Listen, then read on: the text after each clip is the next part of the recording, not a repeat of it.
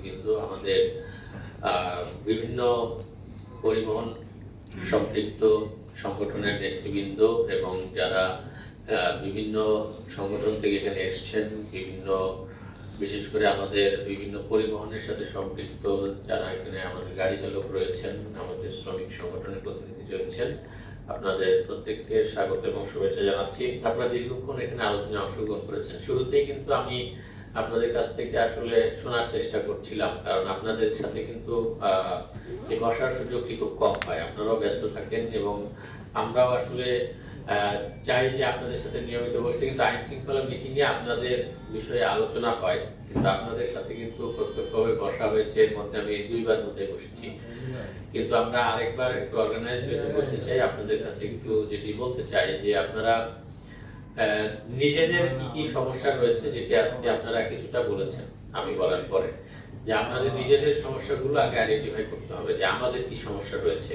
আর ছোট গাড়ি বড় গাড়ি এই ধরনের আমরা ক্লাসিফিকেশন না করে আমরা রাস্তায় যান চলাচলকারী প্রত্যেকের কি কি দায়িত্ব রয়েছে সেটি কিন্তু আগে জানা দরকার। আমাদের যেমন যে ইন্সপেক্টর সাহেব বললেন যে আমি যখন ফিডার রোড থেকে মাদার রোড, মানে বড় রাস্তা ছোট রাস্তা থেকে যখন বড় রাস্তায় উঠবো, যেখানে একটা ক্রসিং থাকে, শুধু তাই নয়, যেখানে একটা ক্রসিং থাকে, আমরা যে বিভিন্ন ধরনের করি যে আমাদের পয়েন্ট থাকে যে 4টা রাস্তার সম্মিলন স্থল, সেই জায়গাগুলো 2টা রাস্তার সম্মিলন স্থল, সেই জায়গাগুলো কিন্তু আমরা গতি কমিয়ে একদম থেমে গিয়ে তারপরে যাব। আপনারা হর্নের কথা বলেছেন। আপনারা যে কোনো দেশে যান, আমরা পার্শ্ববর্তী দেশে গেলে দেখবেন যে পাহাড়ি রাস্তা এর চেয়েও আঁকাবাঁকা, একেবারে আরেকটু সাইডে গেলে পড়ে যাবে, সেখানেও কিন্তু কেউ হর্ন বাজায় না।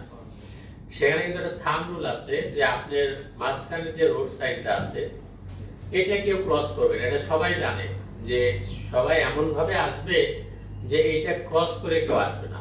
আমাদের এখানে সমস্যাটা কি হয় যে আপনারা একেবারে পুরো রাস্তা জুড়ে ঘুরে ফেলেন। আমি আমার গাড়ি নিয়েও তো কয়েকবার পড়ে যাওয়ার উপক্রম, এবং দুর্ভাগ্যক্রমে আসলে খালি সব দোষ করে শান্তি পরিবহনের হচ্ছে, আমি দুর্ভাগ্যক্রমে সবগুলো শান্তি পরিবহনই ছিল, ঠিক আছে, আমার সাথেও একই সমস্যা। এখন এই জায়গাগুলো তো ডেভেলপ করতে হবে। এটা যে শুধু শান্তি পরিবহনের দোষ তা না, এটা আসলে সকল পরিবহনেরই দোষ।